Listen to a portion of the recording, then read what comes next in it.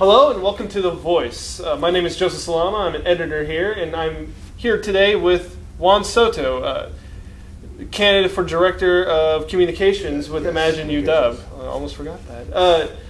We'll just get right into it. And first off, just tell us about your campus involvement, both on and off campus. Okay, off campus, I've been really heavily involved with this organization called Muscular Dystrophy Association.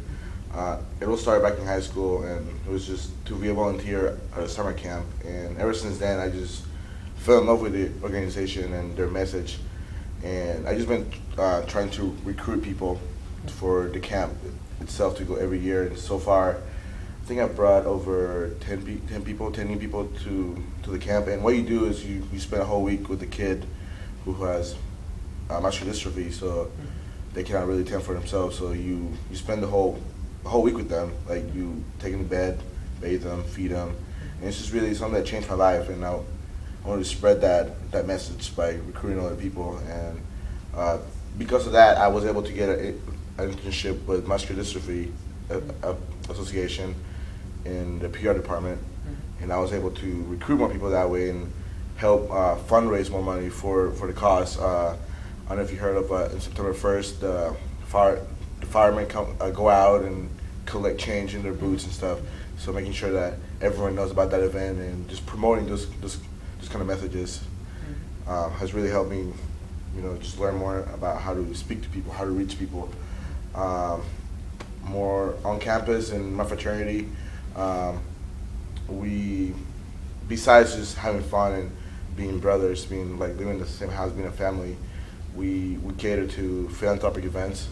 We have the biggest philanthropy on the west side of the Mississippi. It's called Miss Greek Pageant. So far, we've raised over $1.6 million toward cancer research. And we just really got to promote that well, promote to the right people with the right message. We send letters to alums. We go talk to businesses and put our flyer or like just poster there so people know and to donate. So that's about it in my involvement. Yeah, no, absolutely. This one's a little bit more specific to the job description of the Director of Communications itself. In this position, it serves as a liaison between AAC-Dub and the Daily. And we were wondering, what specific agenda items do you wish to accomplish with the Daily if elected? Okay, definitely the Daily is a paper that is read by everyone. Everyone reads the Daily, whether they like the Daily content or not. And I just want to use that to people's advantage, making sure that the right stories are being published. Again, it's all about delivering the right message to the right people. And for example, like having a column on AAC-Dub highlights, what's going on inside AAC-Dub and how is that going to affect you. Making sure that people know what AAC-Dub is really about. Like, it's not about politics, and it's not about going lobbying to Olympia, which is a great thing to do, but AAC-Dub is just more than that. So I would want to use the Daily for that. For example, advertising, or not advertising, but informing people about the services that AAC-Dub has to offer. Or, for example, the Exco or the bike shop or the different entities in AAC-Dub. Definitely, I will use the Daily to promote student life. I feel like that would, what's the word I'm looking for?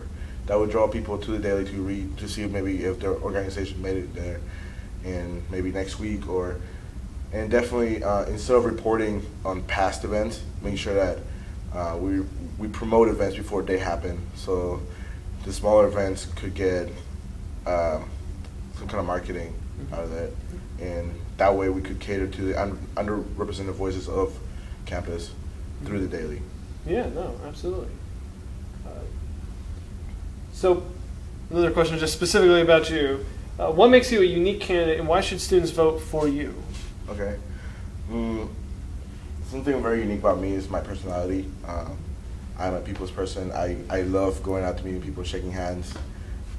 Been doing that this whole campaign season, and we've been really busy riding from corner to campus, like I said, shaking hands, kissing babies.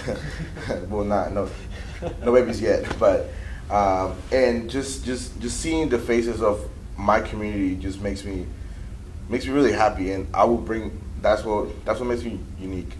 I will bring that to the table. I will try to meet one-on-one with you, listen to you, and try to work with you to promote not only yourself or your organization, but Huskies. Huskies as one campus, and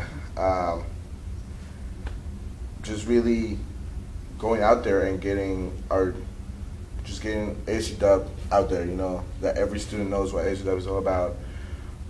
Definitely being the window for AC Dub and making sure that people are aware. Mm-hmm. Yeah, absolutely.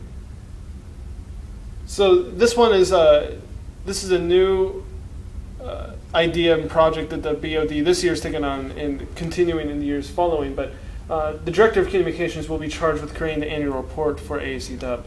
In your mind, what is the annual report, and what information does it need to contain? And lastly, how will you go about creating it? Okay. When I think of annual report, I think just a big stack of papers with heavy block letters and a lot of information that people don't want to read. So I will definitely change that so students know, or that actually want to read the annual report by having a lot of visual aids. Like we're young, we're 20-something, and we respond a lot to visual aids. So definitely cater to that. And instead of having vague blog, just paragraphs about just numbers and ideas, just straight to the point. What are we doing? How are we doing it? And why are we doing it? And make it more student friendly. Make it more student involved. Maybe like have some pictures of activities going on campus, or organization of the month, or just stuff like that. Maybe make it more student involved. Okay. Yeah, and specifically, what type of information do you think the annual report needs to have in order to communicate a message of transparency on behalf of AAC Dub? Definitely some facts about how have we done in the past years, how are we doing this year, and then where are we going in the future years. Definitely with some numbers, maybe showing student involvement and how it should be increasing, because I feel like a lot of people think ASU Dub politics and they just run away. So definitely increase that number by opening up, just like I said again, just being that window, transparency, so people can look inside and make ASU Dub more like a household name. Yeah, absolutely.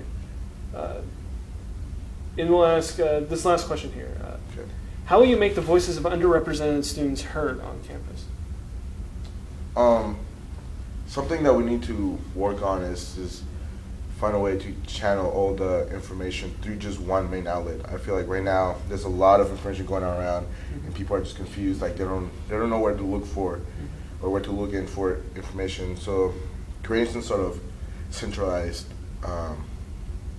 media or events calendar that has all the events going on, all the services, all the big dates coming up, and making that more student friendly by, I'll be working with a web designer, webmaster, and maybe hopefully bringing some student involvement by bringing someone from the CSE department or the art department to create some kind of software or program that is visually aid, that has a lot of visual aid, that attracts student attention, and students can go in and easily access it and just look through a list or just look through dates and see what's going on. Especially for the underrepresented voices, making sure that they put their name out there too, with their events, their mission, and who they are. Yeah, no, absolutely. Yes. That's all we have time for. Okay. Juan, thank you for coming out. It's a really gorgeous day outside, and now you're in Condon, which no one should ever be unless they have to. And on behalf of myself, the editors, and the writers, I just want to thank you for taking some time and sitting down with us. Thank you for this opportunity.